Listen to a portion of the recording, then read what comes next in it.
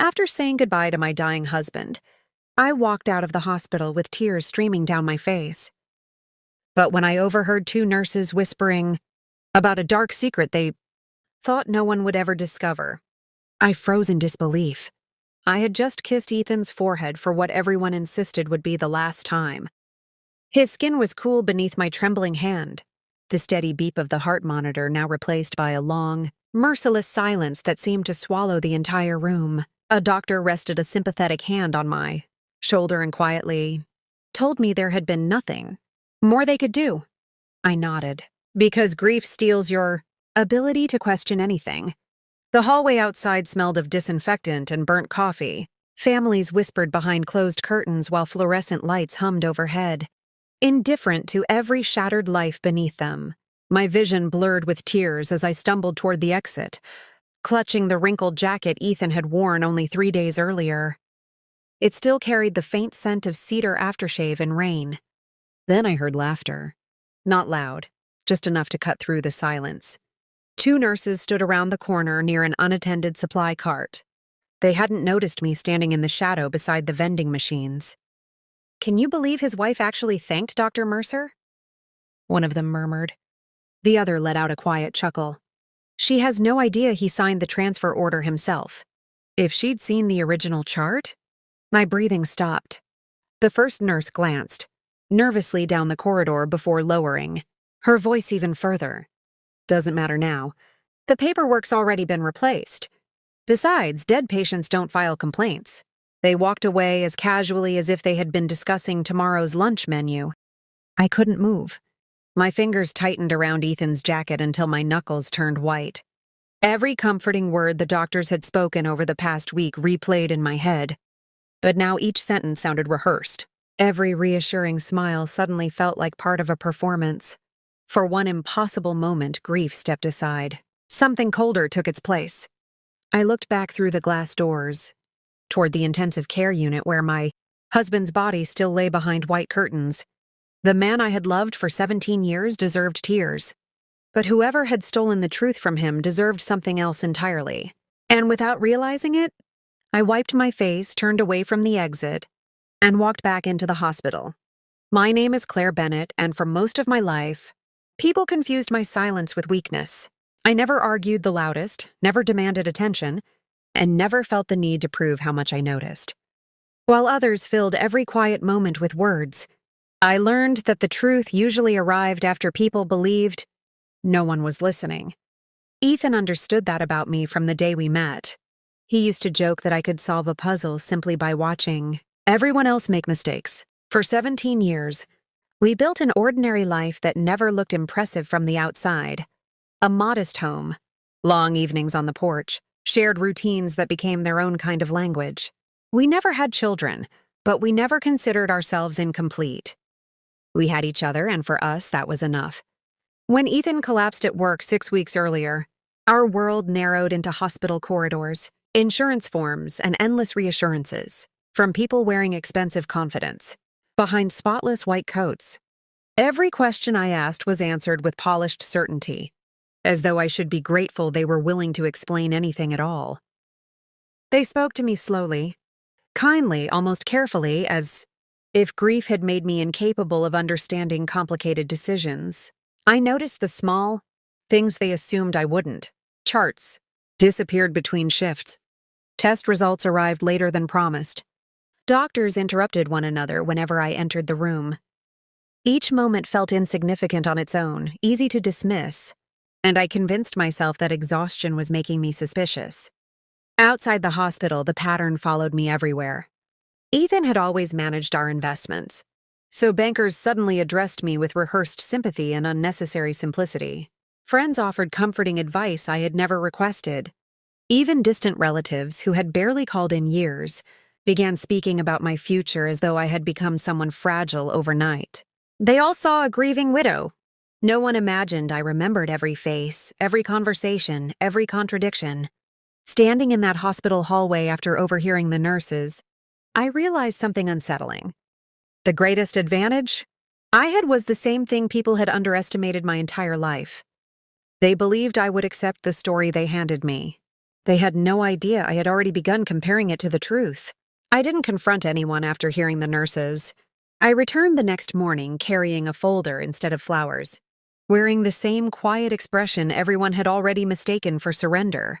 The first person I saw was Dr. Mercer. He recognized me immediately, but only offered the practiced smile reserved for grieving families. "Mrs. Bennet," he said softly, checking his watch before meeting my eyes. "I hope you're beginning to find some peace. Not answers.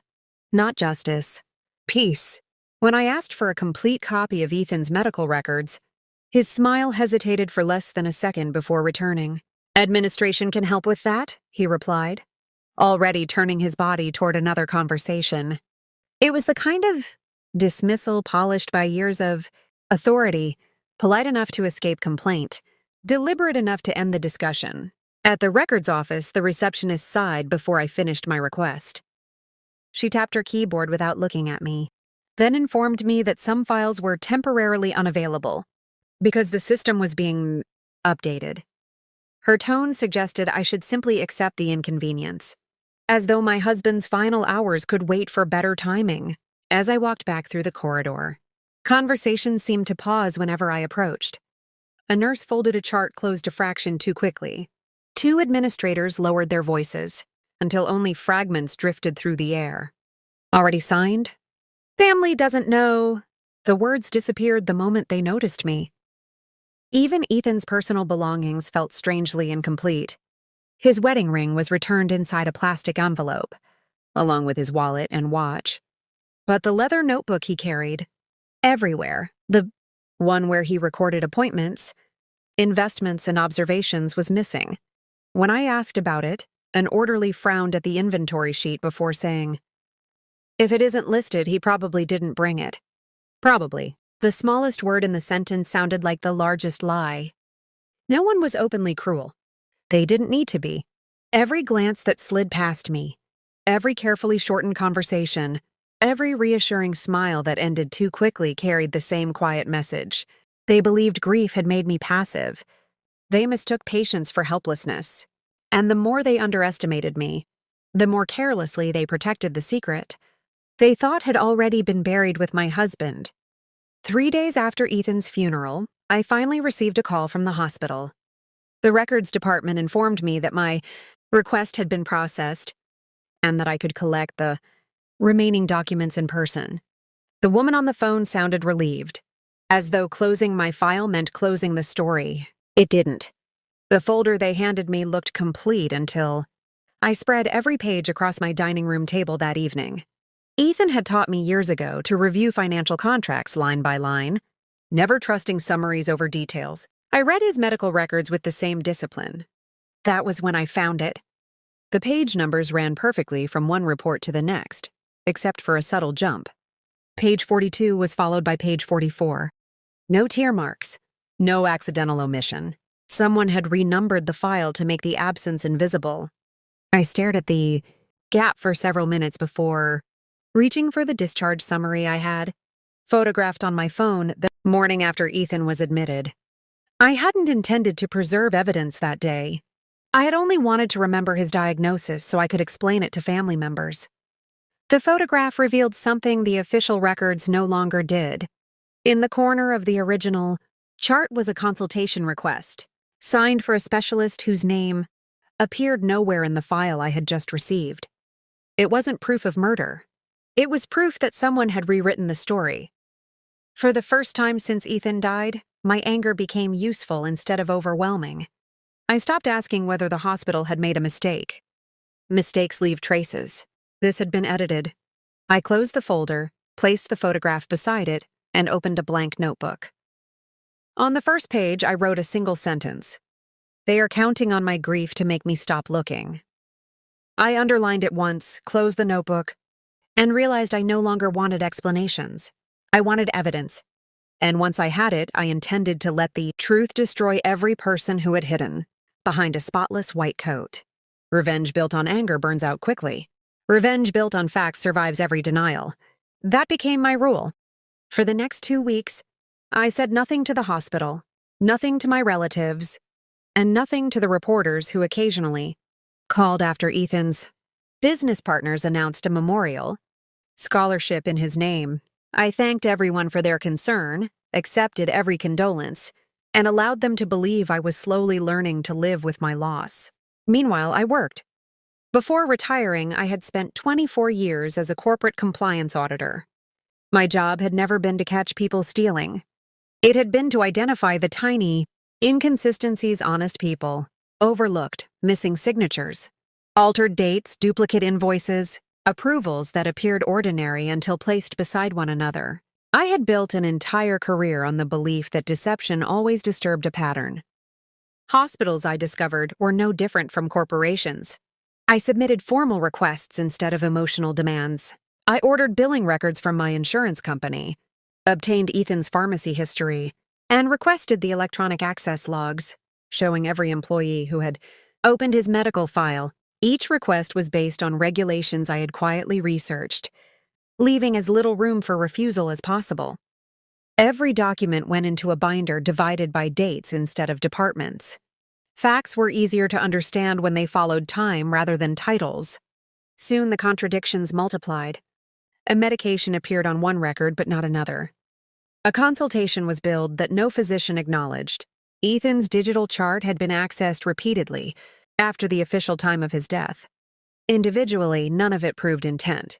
Together, they formed a shape. I wasn't building a case for revenge anymore. I was building a timeline no one would be able to explain away. And when people are forced to explain the impossible, they often reveal far more than they ever intended. I never threatened the hospital. Threats give people time to prepare. Instead, I arranged a meeting with an attorney who specialized in medical fraud and regulatory investigations. I placed my binder on his desk without a speech, without tears, and watched him turn the pages in silence. Halfway through, he stopped reading and looked at me differently, not with sympathy, but with professional attention. "You've already done most of the investigation," he said quietly. That was all I needed to hear. Within days, formal preservation notices were sent to the hospital, requiring electronic records, security footage, internal emails, and audit logs to be retained. Unlike a grieving widow's questions, those notices could not be ignored without consequences. The change was almost immediate. Dr. Mercer called twice. I didn't answer. The hospital administrator left a carefully worded voicemail asking if we could clear up a few misunderstandings. I saved the message. Then the regulators arrived. No flashing cameras. No dramatic confrontations. Just investigators carrying plain folders, walking through the same automatic doors where I had once stood, believing every word I was told. Over the following weeks, the silence inside the hospital changed. Employees who had once avoided my eyes now watched one another instead. Conversations stopped when investigators entered a room instead of when I did. One afternoon, I sat across the street with a cup of untouched coffee as Dr. Mercer walked out, carrying a cardboard box filled with framed certificates and personal belongings. He didn't look angry. He looked stunned. For the first time, he understood what it felt like to lose control of a story. I felt no triumph. Only balance. Ethan would never walk beside me again. And nothing could restore the years we had planned together. But the lie built around his death had begun to collapse under the weight of its own contradictions. I hadn't destroyed anyone. I had simply refused to let the truth remain buried. The truth had done the rest. The investigation lasted months, not days. Real consequences rarely arrive with dramatic music or breaking news. They unfold one document, one interview, and one admission at a time. Several employees resigned before the final report was released. Others were placed on administrative leave while investigators compared electronic records with archived backups that had never been meant to see daylight again.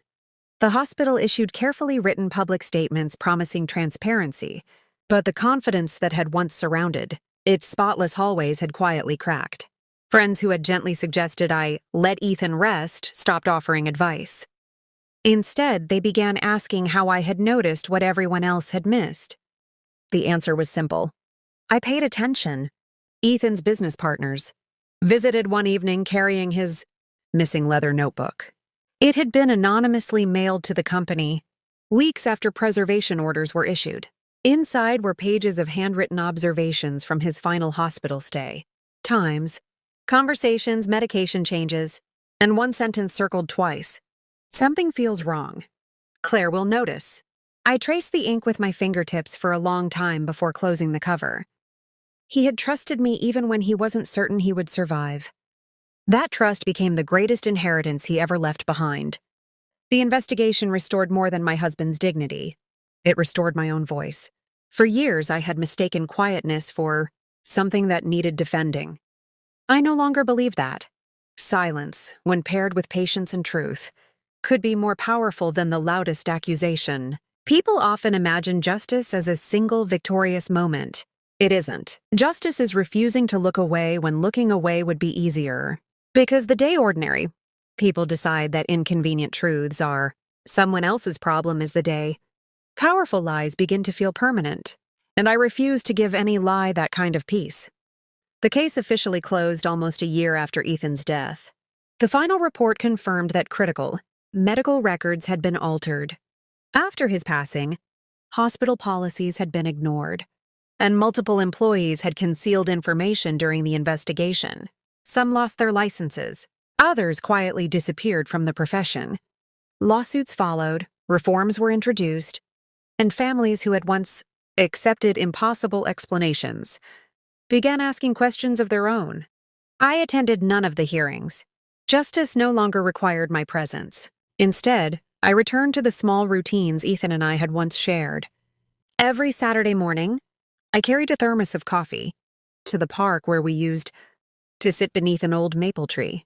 At first, the silence felt unbearable.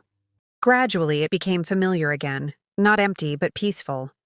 I sold the house that had become too large for one person and moved into a quiet cottage overlooking a lake. Ethan's leather notebook rested on the bookshelf beside my favorite novels, no longer as evidence, but as a reminder that truth deserves someone willing to protect it. People sometimes ask whether I forgive those who lied. I tell them forgiveness and accountability are not enemies. One heals the heart. The other protects the innocent.